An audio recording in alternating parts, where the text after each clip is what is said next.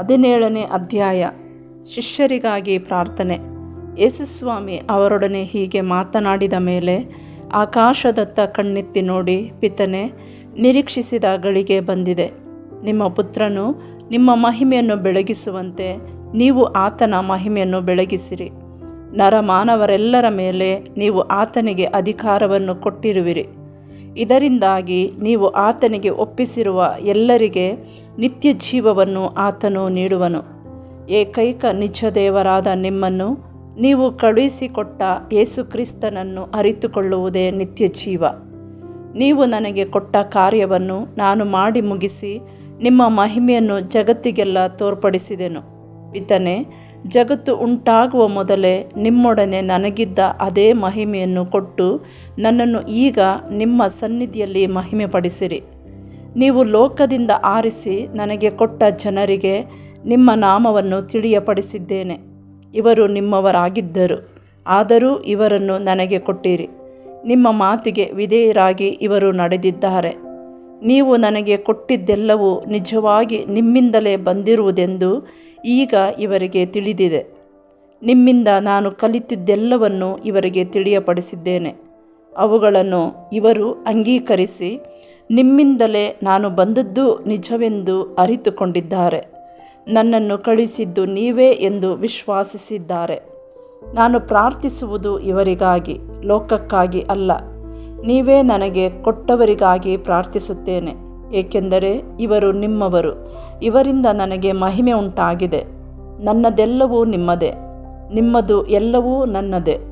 ನಾನಿನ್ನು ಲೋಕದಲ್ಲಿ ಇರುವುದಿಲ್ಲ, ಇವರಾದರೂ ಲೋಕದಲ್ಲಿ ಇರುತ್ತಾರೆ. ನಾನು ನಿಮ್ಮ ಬಳಿಗೆ ಬರುತ್ತಿದ್ದೇನೆ. ಪವಿತ್ರ ಪಿತನೇ, ನಾವು ಒಂದಾಗಿರುವಂತೆ ನೀವು ನನಗೆ ಕೊಟ್ಟಿರುವ ಇವರೂ ಒಂದಾಗಿರುವ ಹಾಗೆ ನಿಮ್ಮ ನಾಮದ ಶಕ್ತಿಯಿಂದ ಇವರನ್ನು ಸುರಕ್ಷಿತವಾಗಿರಿಸಿರಿ. ನಾನು ಇವರೊಡನೆ ಇದ್ದಾಗ ಇವರನ್ನು ಕಾಪಾಡಿದೆನು.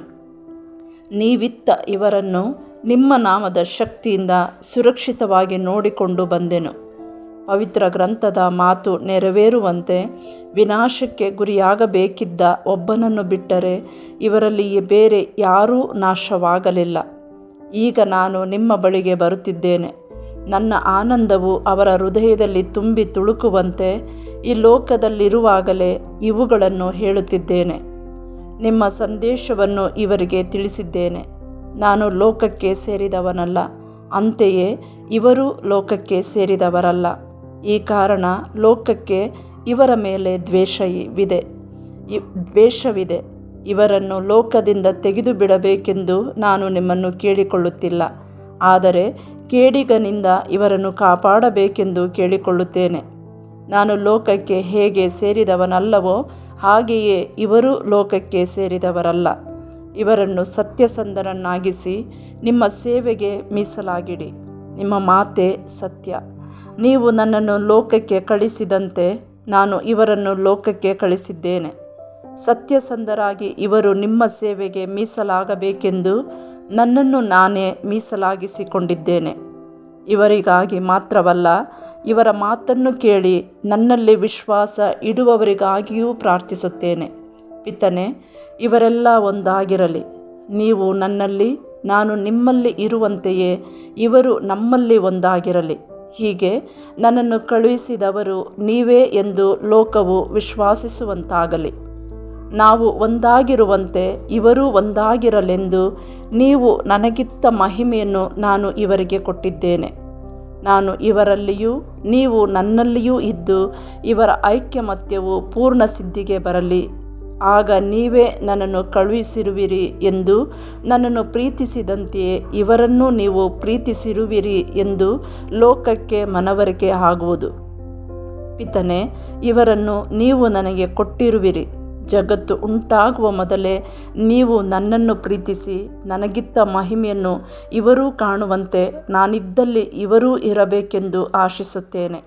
ನೀತಿ ಸ್ವರೂಪಿಯಾದ ಪಿತನೇ, ಲೋಕವು ನಿಮ್ಮನ್ನು ಅರಿತುಕೊಳ್ಳಲಿಲ್ಲ, ಆದರೆ ನಾನು ಅರಿತಿದ್ದೇನೆ. ನನ್ನನ್ನು ಕಳುಹಿಸಿದವರು ನೀವೆಂದು ಇವರು ತಿಳಿದುಕೊಂಡಿದ್ದಾರೆ. ನಿಮ್ಮ ನಾಮವನ್ನು ನಾನು ಇವರಿಗೆ ತಿಳಿಯಪಡಿಸಿದ್ದೇನೆ, ಇನ್ನೂ ತಿಳಿಯಪಡಿಸುತ್ತೇನೆ. ಹೀಗೆ ನೀವು ನನ್ನಲ್ಲಿಟ್ಟ ಪ್ರೀತಿಯು ಇವರಲ್ಲಿಯೂ ಇರುವಂತಾಗುವುದು.